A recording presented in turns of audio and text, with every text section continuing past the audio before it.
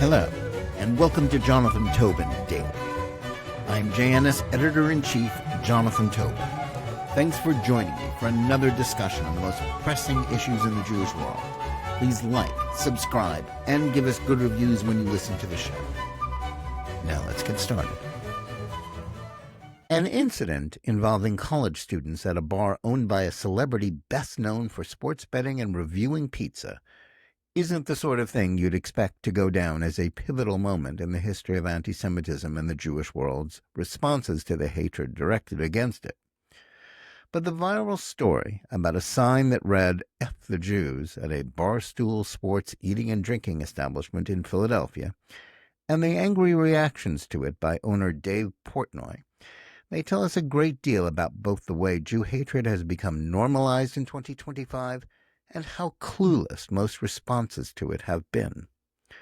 Observers may take some consolation in the fact that the occurrence didn't go unnoticed or, as is likely, unpunished. But the idea that a proper response to overt antisemitism is to send the offender to Auschwitz is as illustrative of how lacking in insight most Jews, especially those who claim to be authorities on the subject, are about the reasons for the surge in hate and how best to educate offenders. The problem isn't that Americans, especially college students, don't know enough about how the German Nazis and their collaborators slaughtered Jews more than 80 years ago. It's that an apparently growing number of allegedly highly educated Americans have been misled into thinking that the Jews who are currently alive are perpetrating genocide. Therefore, the thinking goes, they deserve the imprecations of those out for a pricey night of public drinking as well as for mobs demonstrating on college campuses. The facts of the story aren't complicated. A group of Temple University students had what was probably a typical night out at a Barstool Sports Center City, Philadelphia location. While there, members availed themselves of the establishment's bottle service, a not inexpensive option that, along with the liquor, gives customers the option of having their own small neon sign that can say anything they like. In this case, the choice was to have it proclaim a vulgar and profane statement about Jews. That students out for a night on the town should choose to have such a sign proclaiming these words is not as surprising as the fact that the bar complied with their request. What wasn't surprising was that those involved posted a video of the sign being proudly waved on social media, and that it went viral, generating millions of views. That in turn generated a wave of attacks against Portnoy, who is Jewish, for letting something like that take place at one of his establishments. He responded with an equally viral post in which he angrily and profanely vowed to get to the bottom of it and to ruin those responsible. The story then took a number of quick twists and turns that also generated more social media clicks and media attention. Some of the bar's employees were fired, with Portnoy piling on by tearing into the waitresses for their stupidity. One of the Temple students was given a provisional suspension while the school investigated whether or not he had violated their code of conduct. Perhaps the most interesting and dispiriting element of the tale is how, after calming down and consulting with Robert Kraft, the owner of the NFL's New England Patriots, and a well-known Jewish philanthropist who launched the Foundation to Combat Antisemitism several years ago, Portnoy decided that the best response was to create a teaching moment for those involved. That meant that rather than continuing to roast the offenders, he said that he would send them to Auschwitz to learn about the Holocaust. When one of those who were involved refused to take responsibility for their actions, Portnoy said the trip to Poland was off. Whether the students face punishment of some sort or obtain public absolution in the form of Holocaust tourism shouldn't interest anyone that much. What does matter is how acts of almost casual Jew hatred like this are becoming commonplace. That has more to do with what is considered acceptable public discourse in respectable publications like the New York Times and other major media, and particularly on American college campuses, where woke ideology reigns, than the otherwise toxic combination of alcohol and young people with enough money in their pockets to go to such a watering hole in the first place. The attention that this minor scandal generated is a function of Portnoy's fame.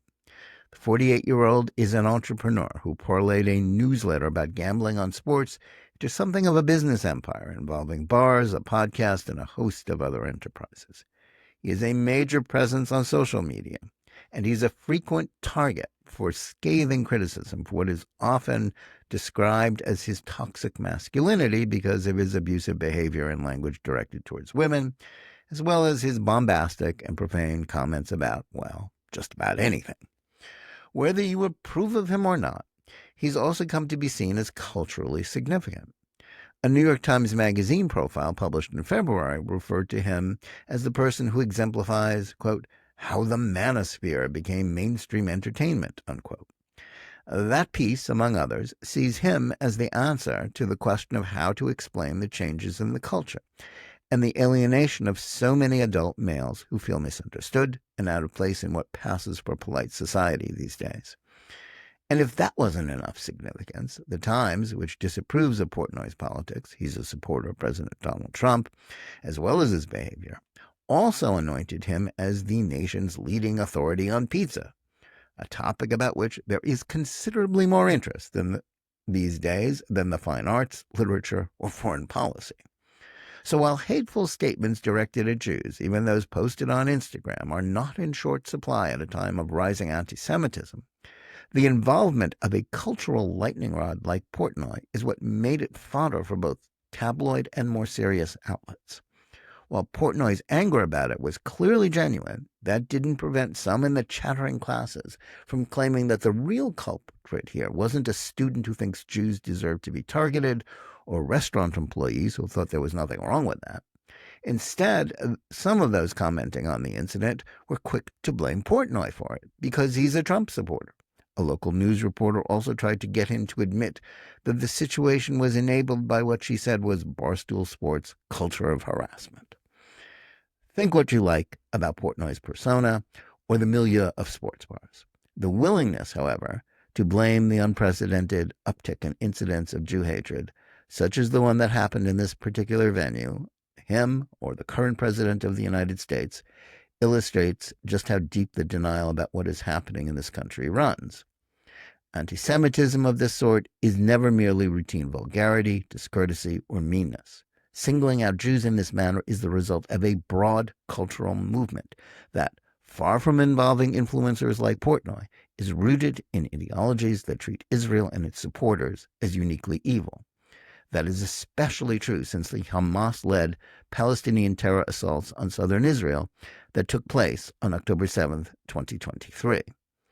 In recent years, students who attend schools like Temple, as well as more elite institutions like Harvard, Columbia, the University of Pennsylvania in the same city as Temple, are routinely being fed propaganda about Jews being white oppressors of people of color due to the pervasive influence of toxic left-wing ideas like critical race theory, intersectionality, settler colonialism, and the woke catechism of diversity, equity, and inclusion that pointedly excludes Jews from its protections. The problem has been exacerbated by coverage of the war against Hamas in the Gaza Strip that has falsely depicted Israel as the moral equivalent of the Nazis, even though it is the Palestinians who have embraced an eliminationist ideology aimed at the destruction of the Jewish state and the genocide of its people. To his credit, Portnoy responded to accusations that he's responsible for hate by pointing out that the main engine of contemporary anti-Semitism is the campaign of vilification of Israel and the Jews that has been mainstreamed on college campuses and in the mainstream media. He's right about that. But by listening to Kraft, whose foundation's Super Bowl ad was a primer on how not to educate the public about anti-Semitism, Portnoy blundered. Contrary to Kraft's foolish ad, anti-Semitism isn't ordinary intolerance or unkindness. It's always a form of hatred based on ideas about power with a political purpose. And if there's anything to be learned from the enormous effort that has been expanded on Holocaust education in the last generation in the United States, it's that the focus on Auschwitz and the Nazi murder of 6 million Jews isn't doing much to stop the backlash of hatred against them. That's not just because it emphasizes Jewish powerlessness, something that tends to excite anti-Semites rather than deter them. It is because the ideas driving anti-Semitism right now cannot be debunked by talking about the crimes of the past, but must instead educate people about why today's haters are wrong. If students, waitresses, and bar managers think it's okay to jovially bash Jews on a typical night out, it's because they have been indoctrinated in lies about contemporary Israel that aren't answered by training about tolerance or DEI-style concern about minorities other than Jews. What is needed in response to all of the incidents of antisemitism that don't go viral, in addition to those that do, is not a discussion about why people voted for Trump or why they like Portnoy, but an understanding of the war being waged by Palestinian Arabs on Israel that is cheered on by a red-green alliance of progressives and Islamists. It is no different from the one waged against Jews by the Nazis. Honoring the memory of the Holocaust is vital, but young Americans who hate Jews don't need trips to a concentration camp. What they could use is a visit to Israel's Gaza envelope to see the October 7th killing fields at the Nova Music Festival site and in the attacked Jewish communities near the border where unspeakable atrocities occurred. The bro culture at Barstool sports bars may strike many of us as repellent, but the issue here isn't Portnoy's influence or his own allegedly bad behavior. It's a media and an education system that hasn't so much increased its tolerance of Jew hatred as they have mainstreamed. Those who want to reverse this trend should stop pointing their fingers at the pizza guy and start blaming the people who continually put out misinformation about Israel and Jews that fuels anti-Semitism. And those who want to stop this dispiriting trend should understand that, as important as it may be, Holocaust education isn't the catch-all answer to Jew hatred. Individuals with powerful platforms like Portnoy should be focusing more on the battle against intersectionality and DEI and telling the truth about the foundation of the 77-year-old democratic state of Israel, and stop listening to Jewish establishment figures like Kraft, whose safe-sounding solutions to the problem have already proven to be failures. Thanks for listening. Please remember to tune in every day for Jonathan Tobin Daily Edition and every week for Think Twice, my full-length JNS TV program. Whether you're listening to us on any of the podcast platforms or on the JNS YouTube channel, please like and or subscribe to JNS, click on the bell for notifications, and give us good reviews. Please write to us at thinktwice@jns.org and let us know where you listen or watch the show and what you think about it. And remember, keep reading and thinking for yourself.